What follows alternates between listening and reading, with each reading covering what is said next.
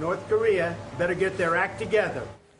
And now to this, President Trump not backing down on his promise of fire and fury tonight as he continues to warn North Korean leader Kim Jong-un. The president wants him to know the U.S. military is ready to fight. But what will happen in California if Kim Jong-un approves a strike? Does the state have a plan? Thanks for joining us. I'm Tony Lopez. And I'm Adrienne Moore. CBS 13's Lamore Abrams is live at the state capitol for us tonight, getting answers on the growing threat from North Korea and the plan in place should it be needed. Lamore. Adrienne and Tony, California does have a plan in place on dealing with so-called radiological events. I'm told officials would deploy National Guard and search and rescue and other agencies like they do in most disasters. But the closest the state has in dealing with an actual nuclear war plan is the state's terrorism plan. As tension with North Korea escalates. If it's nuclear, where are you going to go? And people begin weighing their disaster plans. How else can we prepare other than to try to prevent a strike from happening? Hawaii is already preparing for a possible North Korean nuclear attack. We're going to activate and use the old alert attack siren. Weapons experts say North Korea has developed a miniature nuclear warhead that could strike the West Coast. But does California have a plan? State emergency officials turned down our request for an on or off camera interview, but they did provide us with a statement.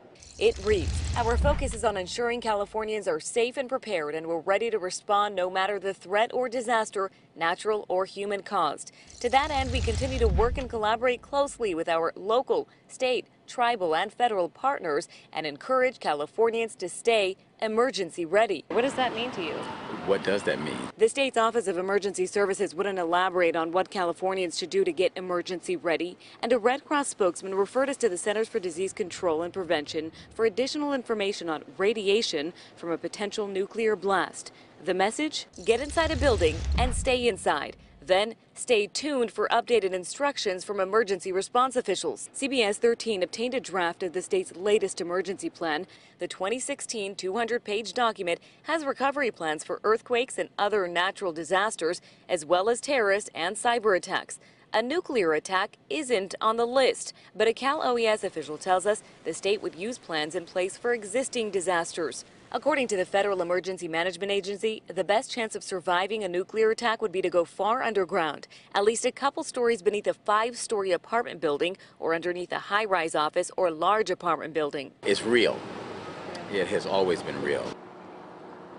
Now, state lawmakers return from recess at the end of the month. It's unclear if reviewing or re-examining the state's nuclear war plan is on the agenda. Tense times, no doubt. Lots of questions still remain. Lamore, thanks for the update on that. U.S. Defense Secretary James Mattis is striking a more diplomatic tone on North Korea. He spoke a short time ago in Mountain View. Mattis said that while he is responsible for giving the president military options, the most important U.S. response to North Korea right now is not through force. The American effort is diplomatically led. It has diplomatic traction.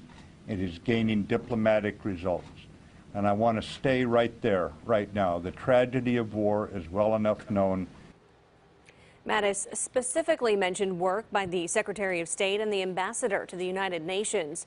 His comments came during a 2-day visit to Silicon Valley. After the latest on the tensions between the United States and North Korea when we're not on the air, you can head to our website, cbs13.com.